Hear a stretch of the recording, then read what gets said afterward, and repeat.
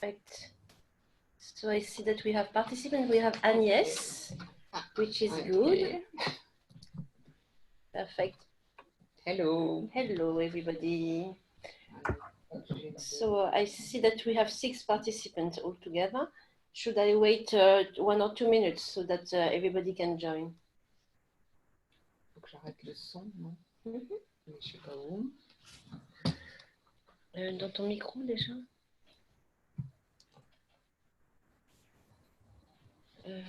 Non, attends, regarde déjà. Attends, rejoins l'audio. Non, je ne fais pas. Ouais. Parfait. Donc on te voit. Tu me vois? Je te vois très bien. Parfait. Très bien. Ok.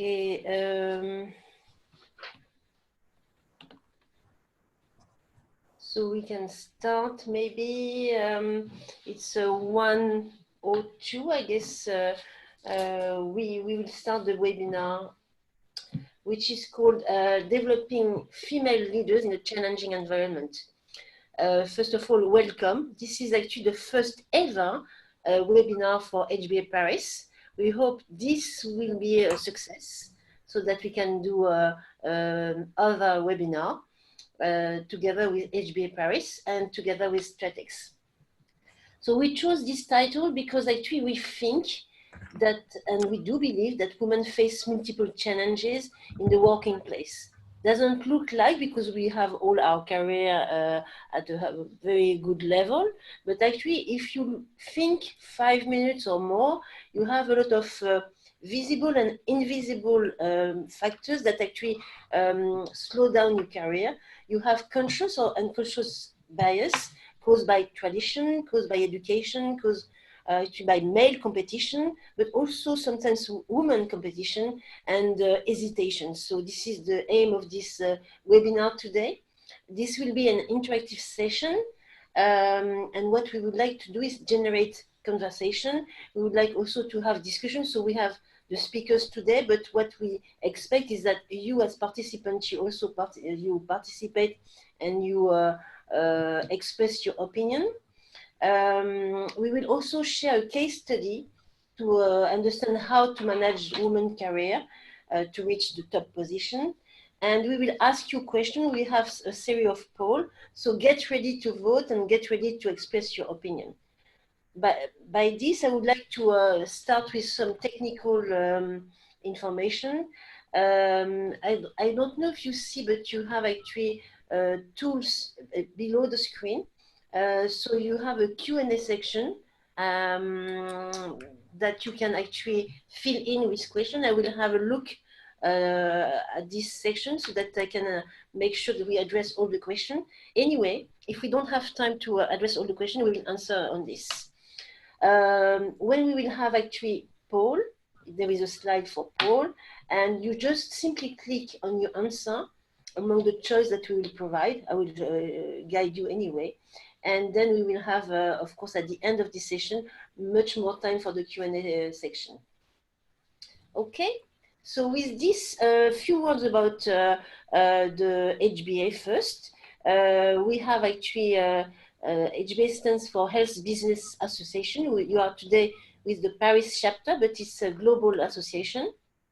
And we have today 3 speakers. I am Mai Tran.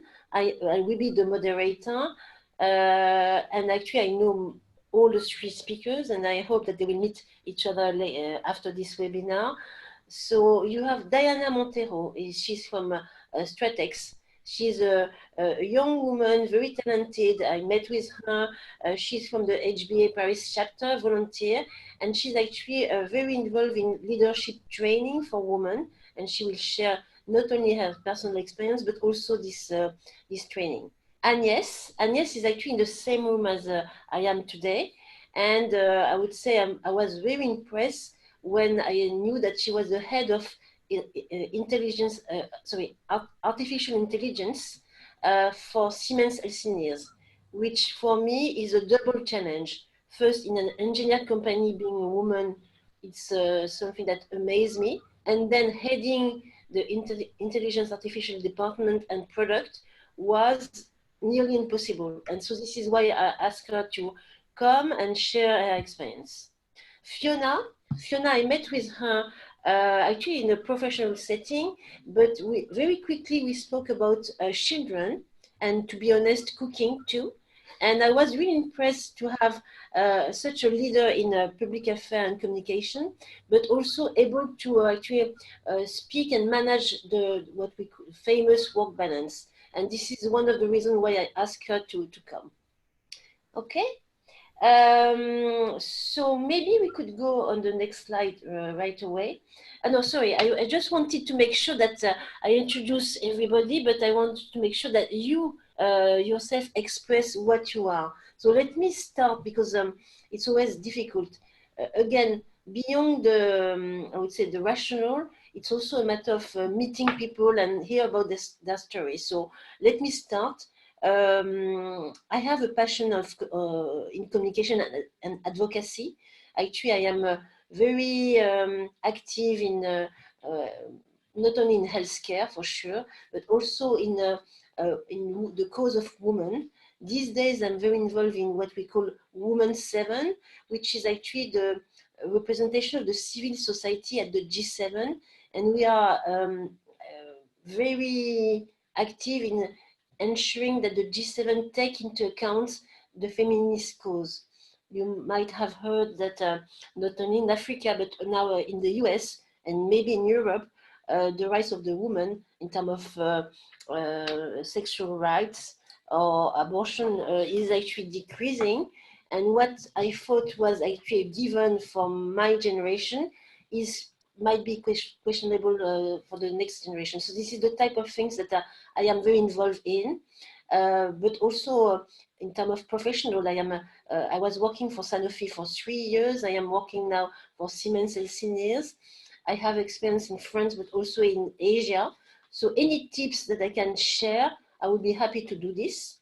And to me, the more we speak and share experience, the better we can make our decision. And this is one part of the reason why I am here today at the seminar. Shall we start with Fiona? Fiona, actually, maybe I should, I told why I invite you.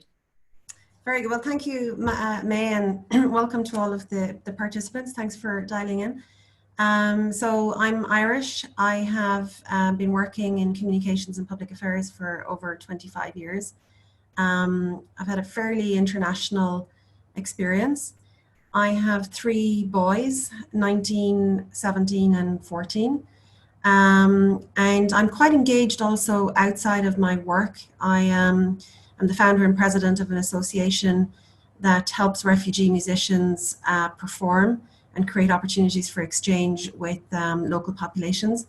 And I also teach at the Sorbonne University. So kind of a diverse background. Currently working in healthcare and pharmaceuticals, and have been here in this company for about 11 years. But over the course of my career working in communications, I've worked at different companies, both in agency, both in-house, in different countries. And I guess I'd summarize it all up by saying I've probably taken a lot of risks. And I never had a career path. A lot of it was opportunistic, but sometimes it's knowing how to seize those opportunities and take the chance is the difficult bit. So looking forward to the discussion. Thank you very much, Fiona. I am very interested to attend your course in Sorbonne because I guess it's interesting. So I will certainly register as a student. Agnes, would you explain what you do and why you are here?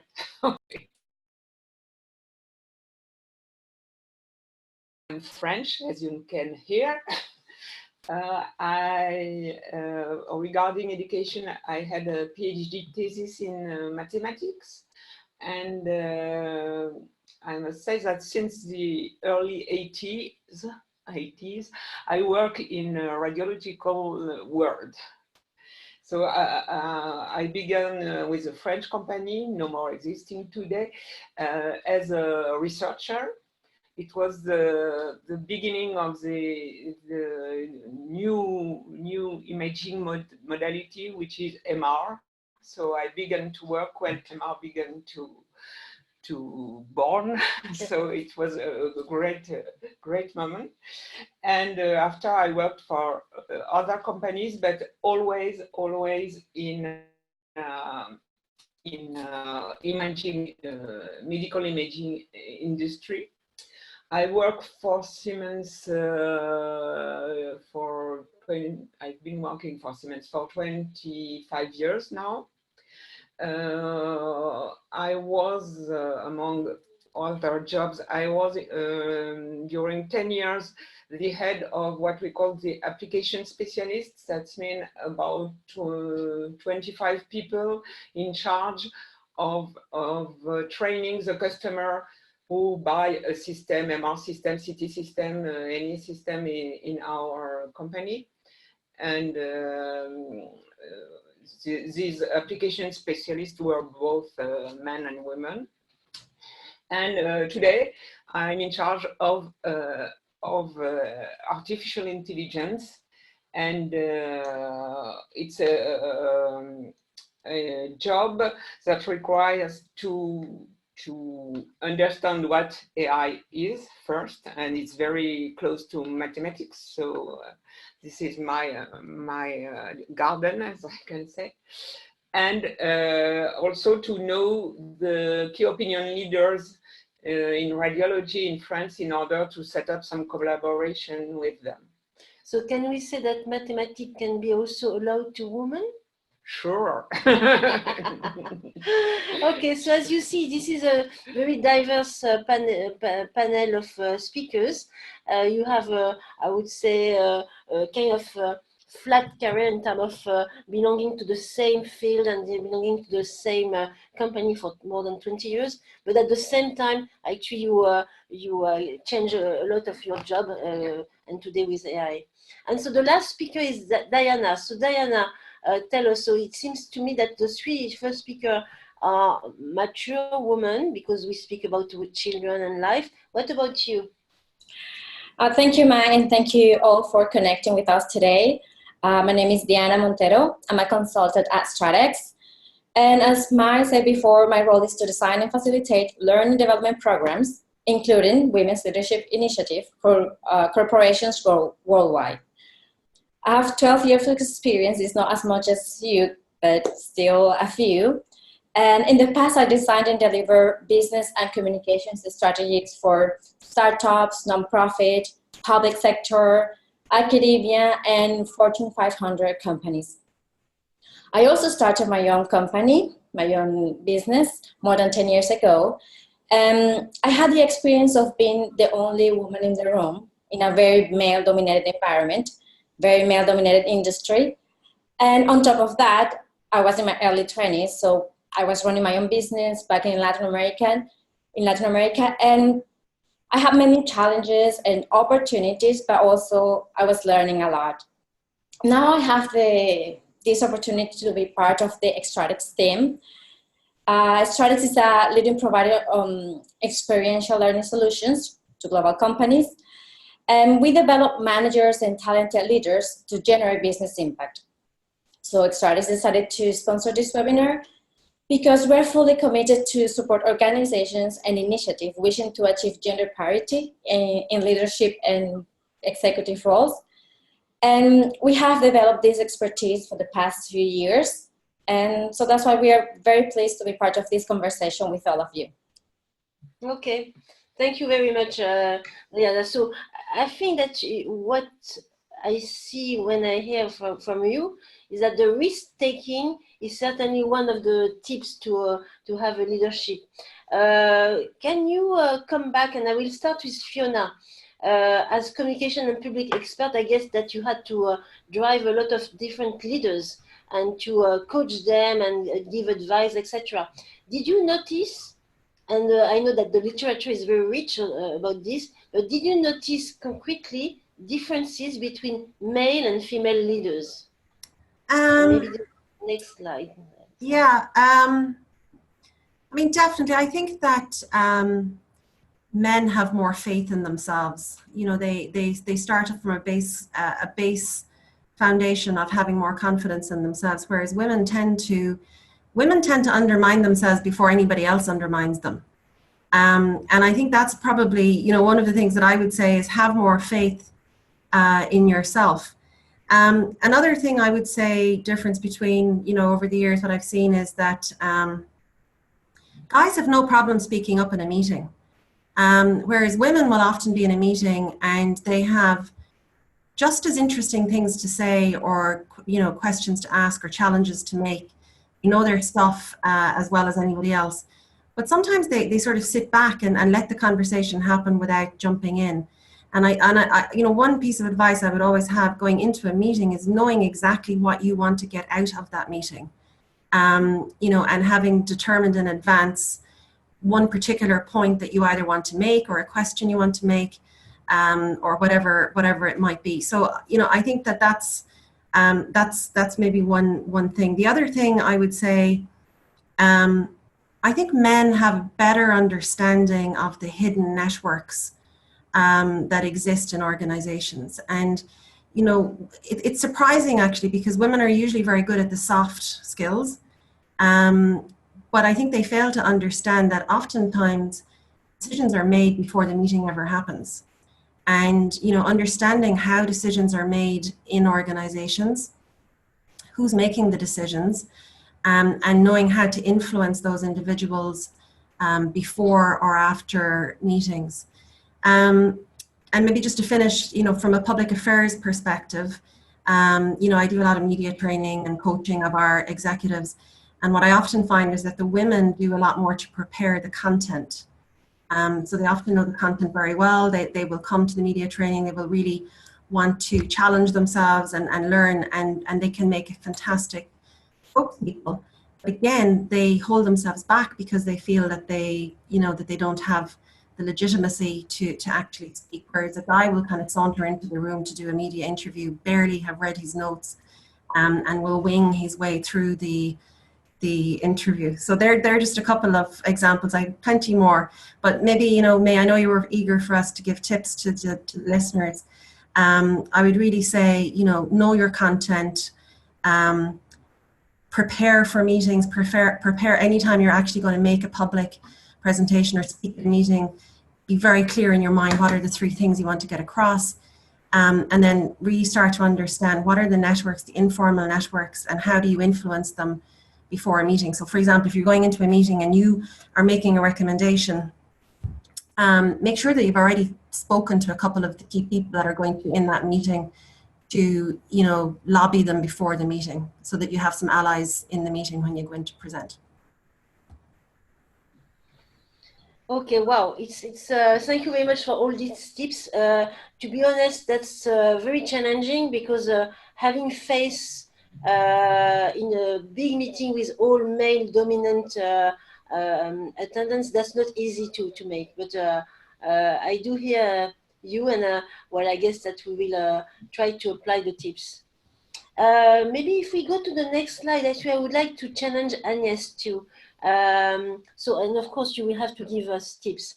I was very surprised to see that what we call the Davos Forum, so the economic forum, had a stream working on the gender balance. This I knew, but I didn't know that they were focusing on artificial intelligence. And what I discovered is that artificial intelligence actually has only 22% of women versus 78% of male, which have a lot of implications, like the development of the business, which is the business of the industry, but also the type of results of research might actually be biased by the male dominant implication of male in artificial intelligence. Would you agree, because you are now one of the 22% of the professional, or do you think that there is no influence at all? I do agree, yes, probably it has an influence, because when we develop something, we use our mind, and sure, men's mind are not the same as women's mind. But I'm a little surprised, yes. To be honest, I think I had myself a very bad experience when I was very young for my first application for a job and I was not accepted because I had a female first name. It was underlined in red on my letter, but that was my only bad experience. And I guess that even in France, we have in the technical departments or research and development departments, quite a good repartition between male and female. Okay. From my point of view, I didn't suffer from this gender war.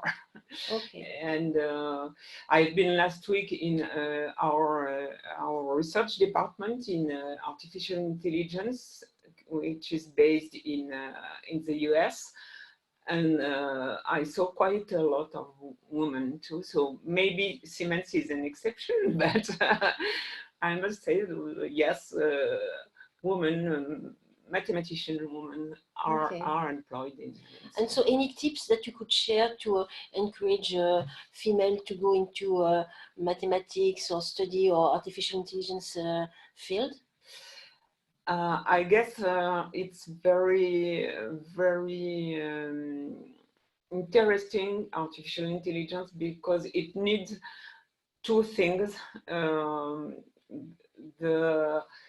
Of course, the theoretical one, mathematics and so on, but also to have a good perception of the world around us, because we have to work to improve this world, not to... So be very open. Yes, yeah. I see.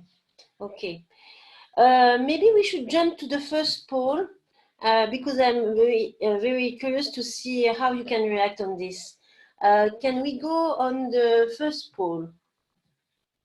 So this is a question for you.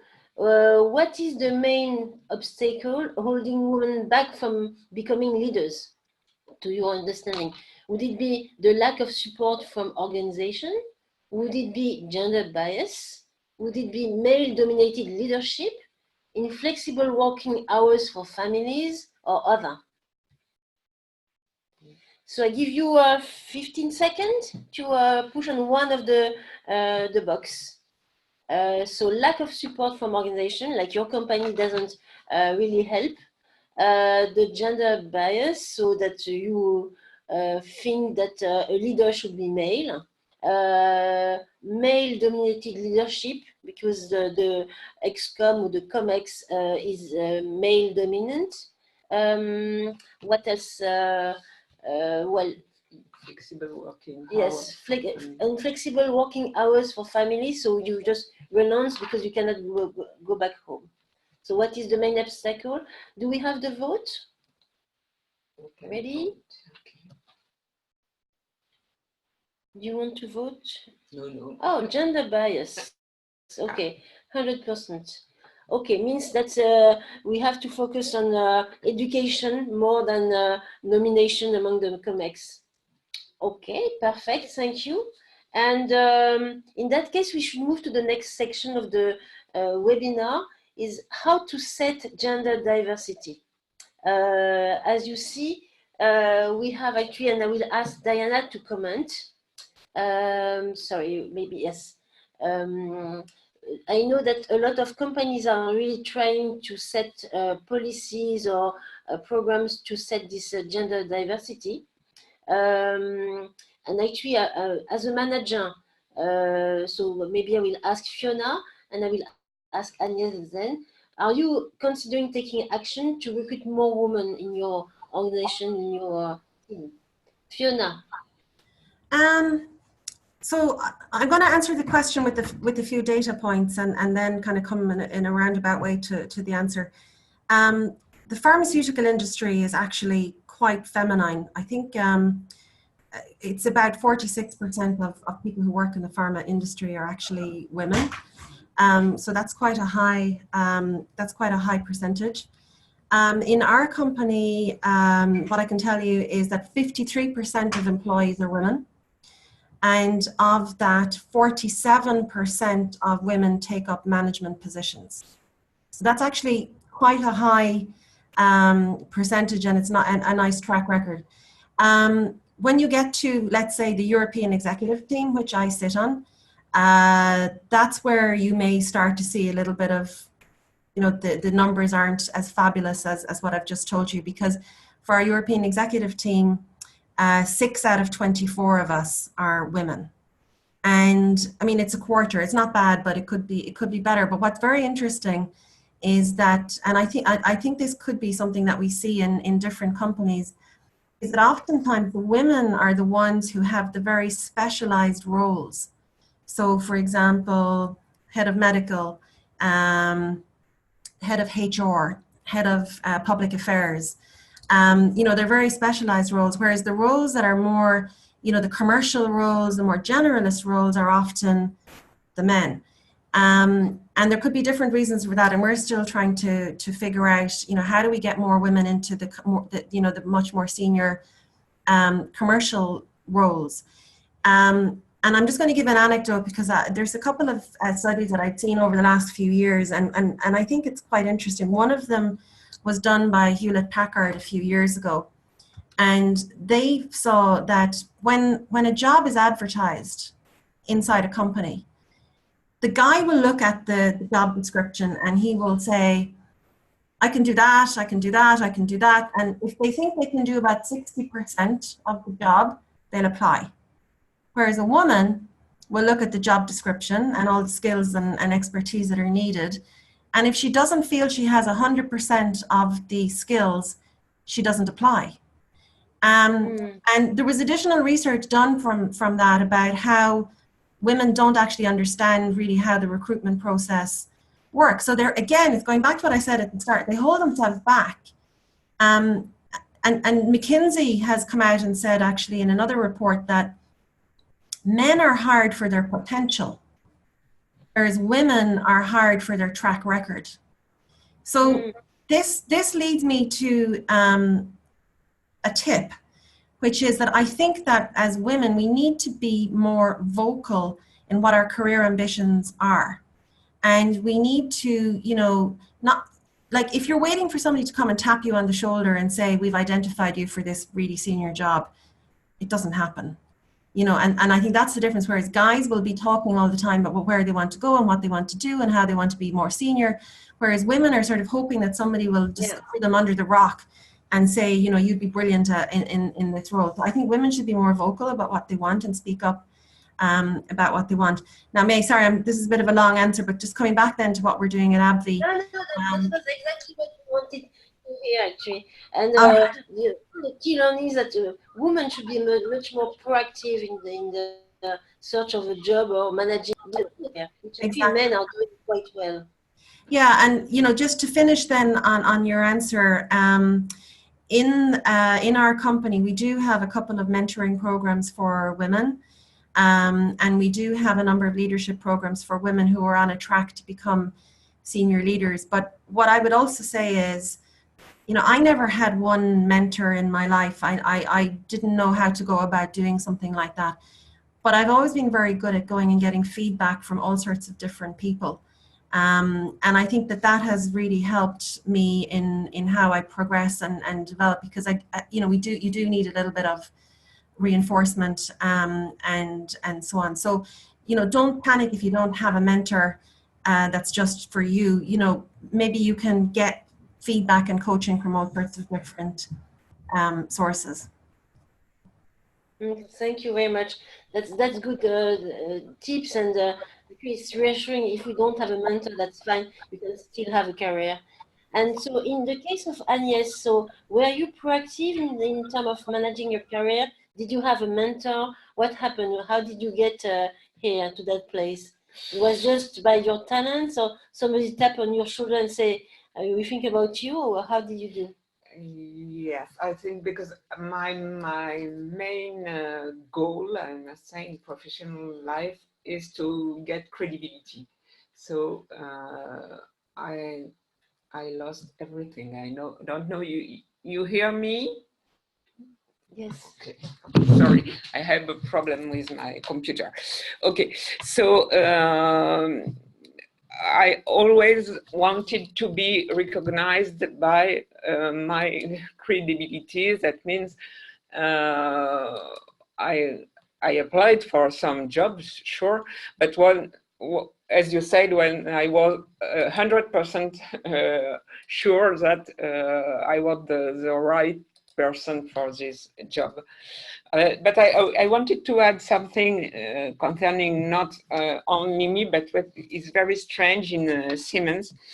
We have two departments in imaging systems. We have one, what we call marketing, employing a lot of very technical people able to explain what our systems are and to enhance the differences with the competitors and so on.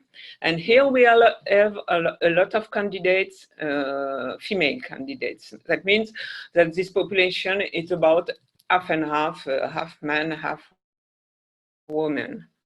But in the sales department, we have, I think, one woman and 25 or 26 men. And it is not a choice, it is because there is no female candidate to these jobs. To be honest, I don't know exactly why. I know why I shouldn't have been a salespeople, but I don't know why women never apply or quite never apply for such jobs. But that's the reality for years and years. There are very, very few female candidates for sales position. And I think it's strange, and maybe it's a good subject of reflection. It's not a policy coming from the management. It's the fact that we have no female candidates, and that's really strange. And maybe this is where actually we should question about the role of our organization to compensate this situation. So I would actually ask Diana, do you think that organizations should develop programs for female talents? What is your opinion? And then we will go to one poll. And so maybe we first hear from Diana, and then we go to the poll. Thank you, Mai. Well, that's a very good question. It's very important to remember that we don't have equal opportunities for women and men. If we don't change anything now, in a decade, perhaps a few years more, almost all of women listening today in the workforce today will be working for the guy they are sitting next to. This means that today they are equals, but tomorrow he will employ you, manage you, make decisions about your next job opportunity. And I don't want to scare you or disappoint you, but it's just a fact.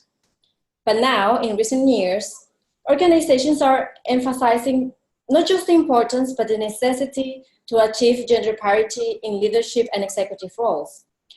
And this is not just a good look good, but also because a study done by McKinsey concluded that organizations holding at least 30% of leadership roles are 40% more likely to have sustained profitable growth. And if we think about it, it will be literally getting the best of both worlds. Different leadership styles, skills, a new culture of learning how to perform as a team with 50% female members in the room. You will consider for promotions not just confident, charismatic individuals, but also more inclusive leaders. And it has been demonstrated that diverse teams perform better. So when we talk about balance, it's not just about women and men, but all the benefits that you get out of that balance. Another reason to develop female talent is that we need to make sure that we'll be ready in every possible way to undertake leadership roles.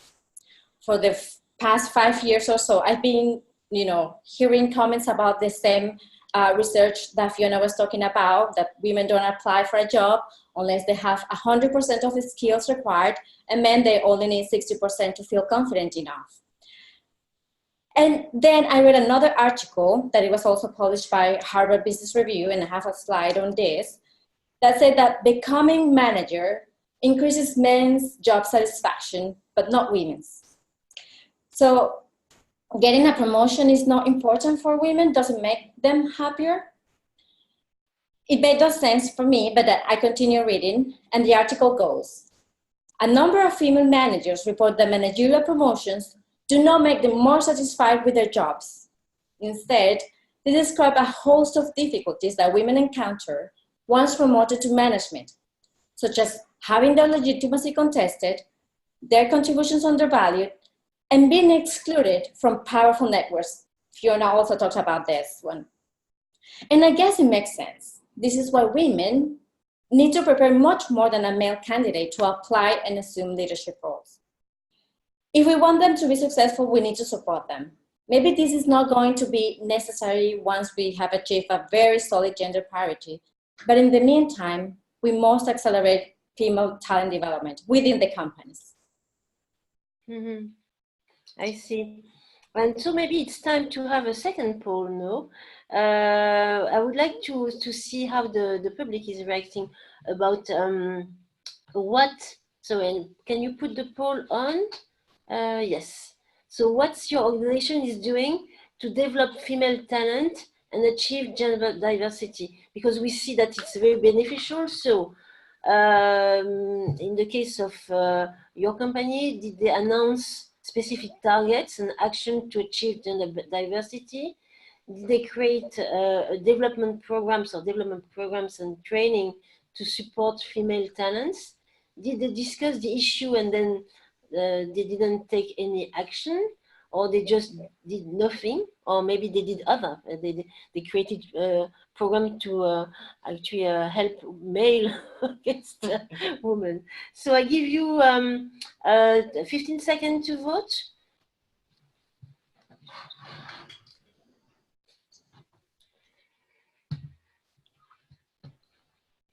Okay, so I can answer for Siemens if I remember well. We have nothing, right? No. We have nothing. So here you have other. So I don't know who voted other, and can you comment? Is it possible, actually, Alexandra?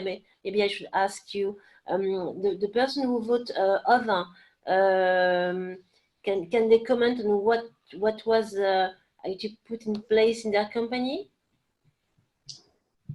Maybe they can use the chat to tell us. There is an option. Yes. Okay, perfect.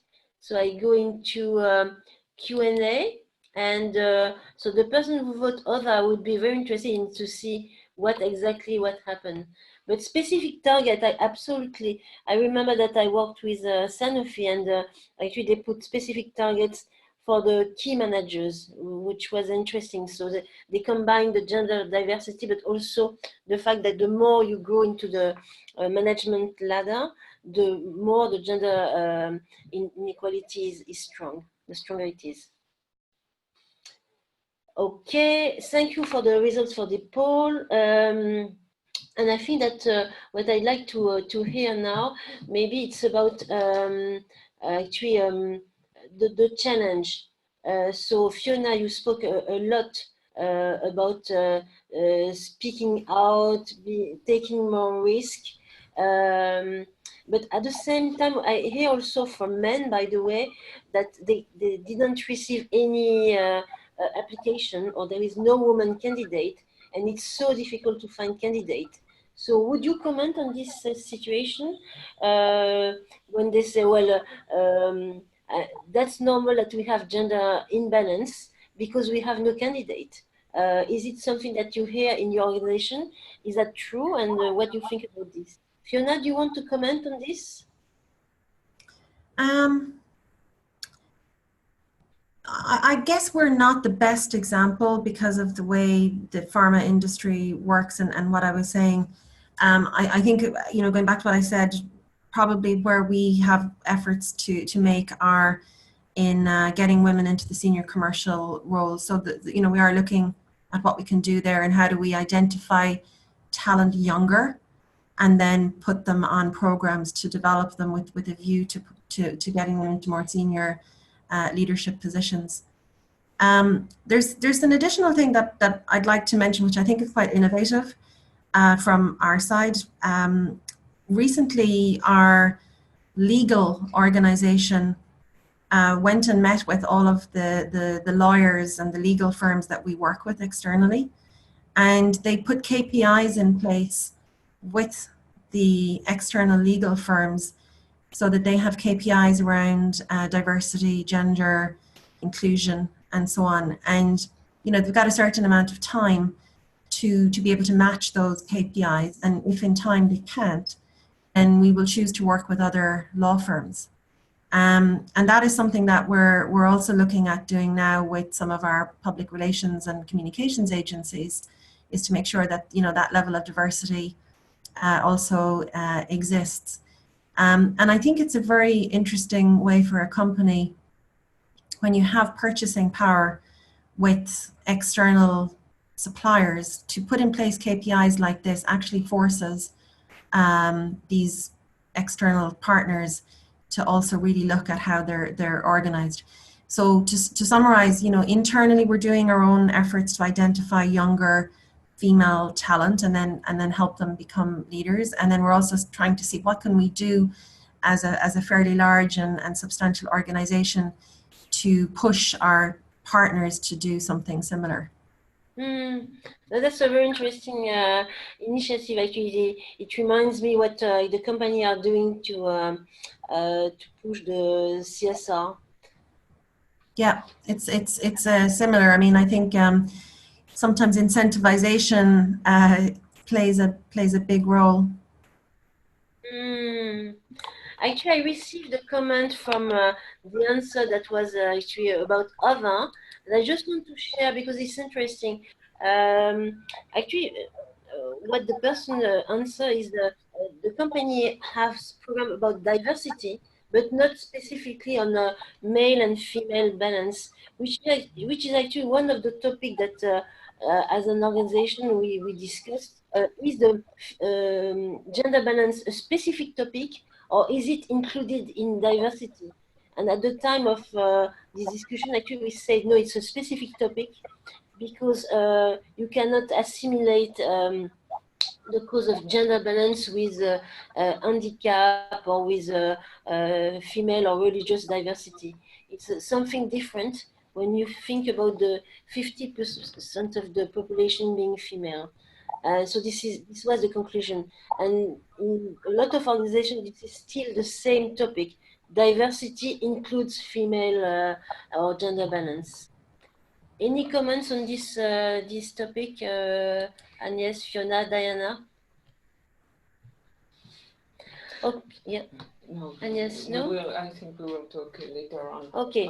Yeah, I'll do the work-life balance. Yeah. Okay, so Diana, actually, I think that you have a business case that you want to share with us. So maybe it's interesting. It's about training, correct? Yes, exactly. So because we partnered with this company, they wanted to develop this women's leadership development program that it was offered to a select group of high potential women expected to assume senior leadership roles in the coming years. In this case, what happened is that different business units and regions from this company nominate participants. So we get a very diverse cohort coming from more than 20 countries, speaking different languages with different backgrounds and experience.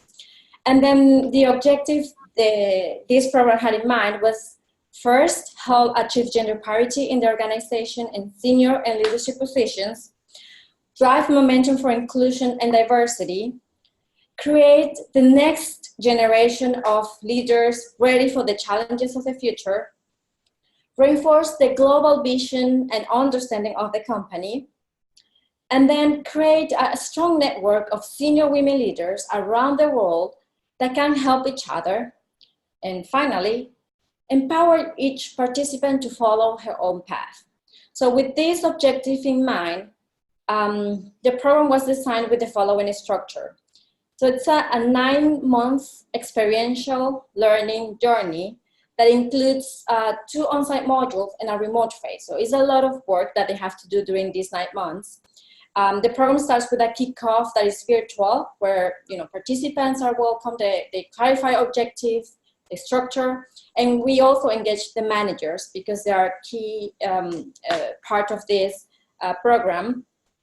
And after that, there are many touch points. There's a project kickoff where the participants have to create teams, and they need to source business projects that are going to be impactful for the company. And it's a great opportunity for them to approach sponsors, executive sponsor, develop business acumen, work in a cross-functional team, cross-cultural collaboration, and sometimes work in something that is not necessarily what we do every single day. So they have to develop other skills and encounter different stakeholders, and also put in practice all the soft and hard skills that are gaining, during this program. And basically practice their own leadership style, because that's also something very important. And then we also include other things, like we have personality and behavioral 360 assessments. And after that, they also have an executive coaching where they can allocate a few hours to discuss their personal development plan, objective, goals. So I will say that they have a lot of support from different areas, from different coaches. And that prepares them to the first residential module that actually they come from different countries. It's just everybody in the same city. And they have the opportunity to network, meet senior leaders in the organizations, people that they couldn't reach if they were not part of this program. And they also have some commitments because they have to pitch a business project. So it's a lot of work for them, but a lot of visibility as well within the company. And then the remote phase is full of networking sessions, webinars about leading change, personal branding, that is a very, very important topic, networking, cultural collaboration. And they also have the opportunity to do like peer mentoring, because sometimes we think about sponsors and we think about mentors, but also the support that other participants in this program can bring with their own experience is very valuable. And then after a few months and at the end of the program, they have a second session where they meet all again in the same city. And they are required to apply all the skills and all the new knowledge they got from this program. They create teams and they have a challenge. It's a case study, it's a business simulation when they have to make decisions about a company, and they have to work together because it's just one team that have to submit decisions. So we are creating leaders that are trying to find their own style, but also they have to work as a team. So it becomes like a very, very interactive session. We also have guest speakers, presentations, and something that we like to emphasize is the personal sustainability plan, because we need to make sure that they know what to do after this program ends. So I know that we don't have much time left, so I'm just gonna talk about a little bit quicker about the results. After this program, 30% of the participants got promoted to very senior roles, including executive level. And of course, we saw very, important professional growth, better negotiation skills, people more confident and asking for what they want in a more clear way with more clear goals. And of course, that network of women leaders across the globe. Wow, that looks really attractive. I mean, we want to have we all want to have the same program in our company. So, according to you, what does it take to settle this program in our organization? Should we convince the CEO? Is it something that is to be addressed by the HR? What is the tips to have the same program in our organization? Well, I think that everybody has to be involved. Women leaders have to ask for more. They have to say that this is important, but also the leaders of the company are the ones that have to promote these kind of initiatives. Because is it a lot of budget? Are we talking about millions, or are we talking about? We cannot hear you. Can you hear me okay now? Yes. So okay. I spoke Monday, and this is why it's cut. Can you hear me okay now? I'm just trying to, just to repeat very quickly, everybody has to be involved, top management, the CEO, as you said, everybody has to be with the same goal. And then, of course, they need, learning and development or talent and development in the company to create these programs to understand the impact that it's going to be for the company, because it's not just for women. And I have to remind this from the first part when I was talking about the impact that generates to the whole company, is profitability, is better team that can overcome more obstacles. So I think that everybody has to be involved, but in a different way, from their different perspectives and position. Okay, so before we close, because we only have 10 minutes, I would like to have a last poll. So Alexandra, if you can put the poll on. So it's about what do you think is stopping your organization from accelerating female talent? So is it company culture? Is it the lack of women asking for what they want? So if we hear Diana, yes. Deficiency of awareness on issues women normally face, or leaders at the top of the organization. So our male CEO bar the woman in the management, or other. So give you 15 seconds to vote. So what do you think your company is actually facing to stop from the acceleration of female talents?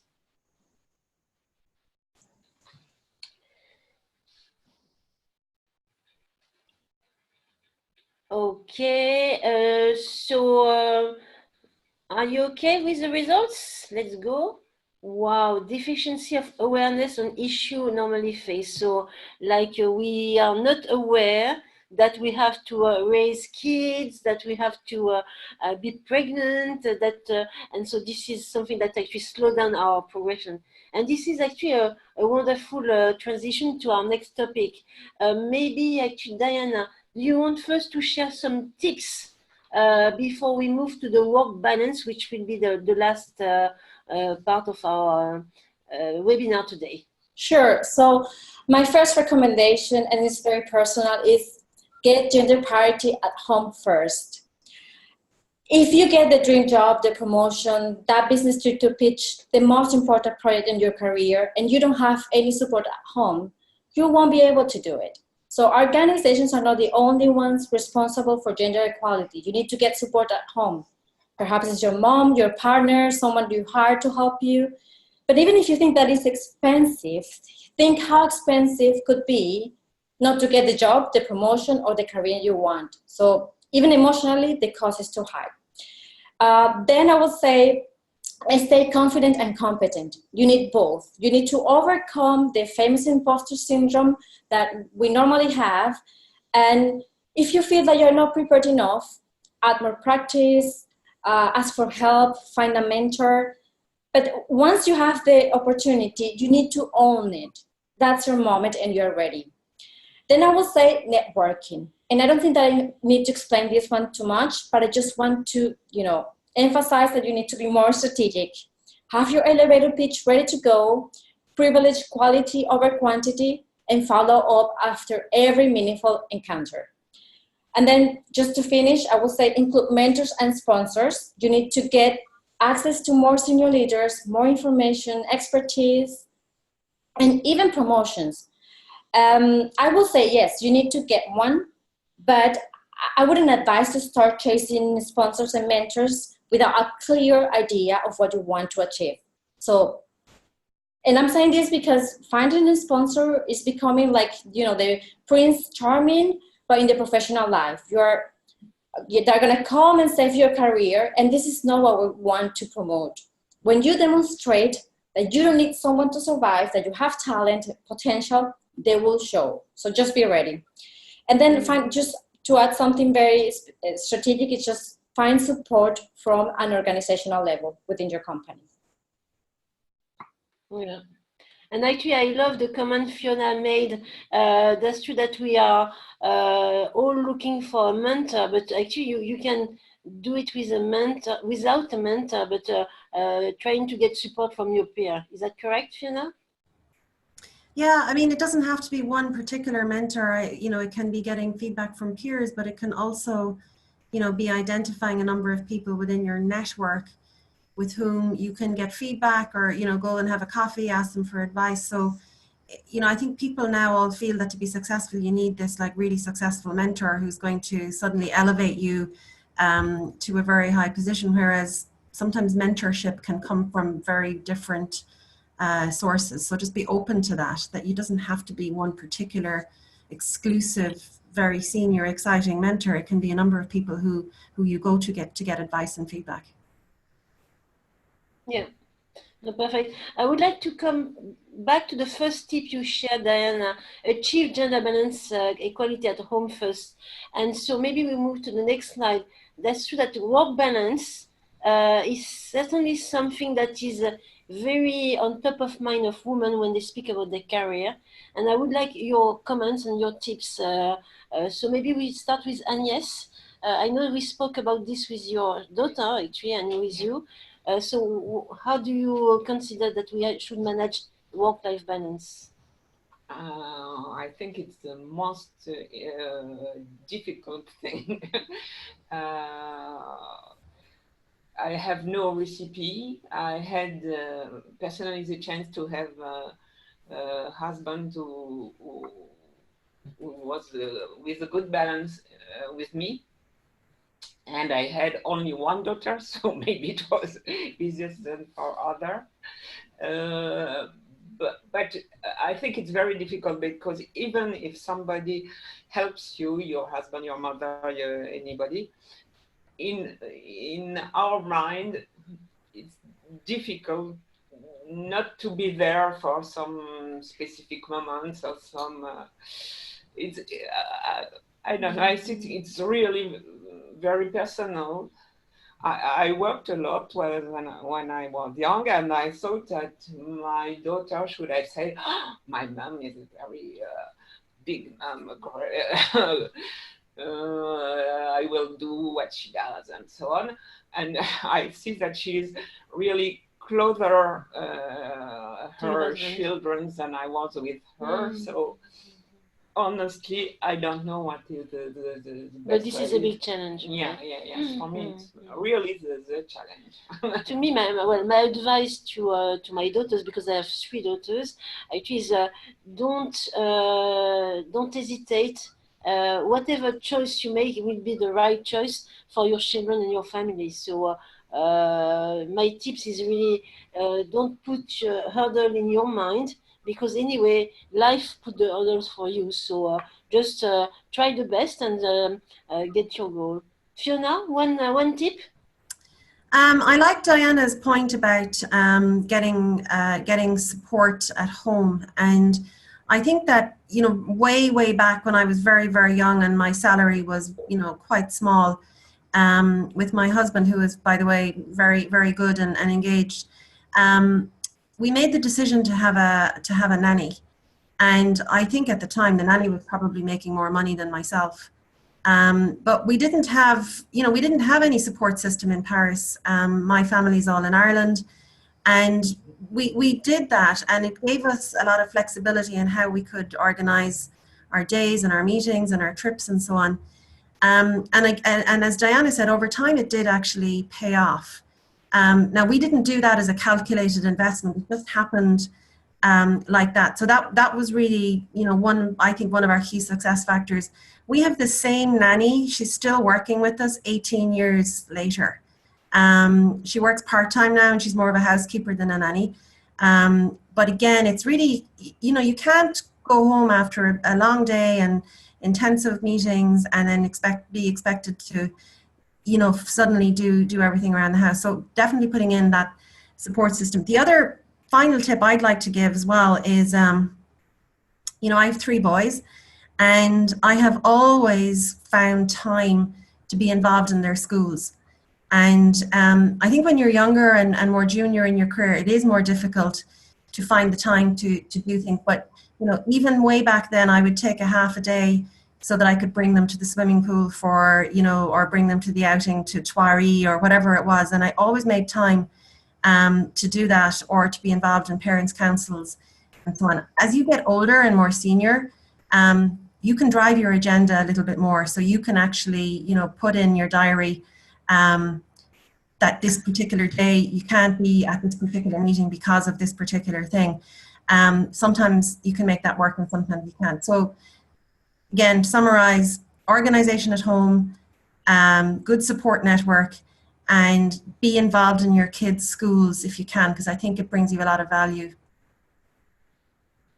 Thank you very much, Fiona. I think that it's already time to finish the webinar. I would like to open to question if there is. Actually, I received few comments from Marie-Caroline, so that's really great. She loved the fact that you manage 3 kids, 3 boys. And so is there any other question or discussion we should address? I have to go back to the Q&A section. So no, nothing. Well, is there any question from the audience? Participant? Speak up? No? Okay, so maybe I could conclude because it's already 2 and we have to go back to our meetings and conference calls, etc. I just want to present in a few words. We spoke about networking, and that's true that this Health Business Association, which actually I am volunteer, is a great opportunity to network. We have a monthly event. The next one is actually in July for members only, but we have coming very soon, October 7 and 8, our European Leadership Summit, which is gender parity in action. So I would invite you to have a look. And we have actually the last slide, the contact from Diana and myself, the ending slide. And so you can write to us, you can write to us, and we will make sure that all the questions that are addressed to the speakers will be conveyed.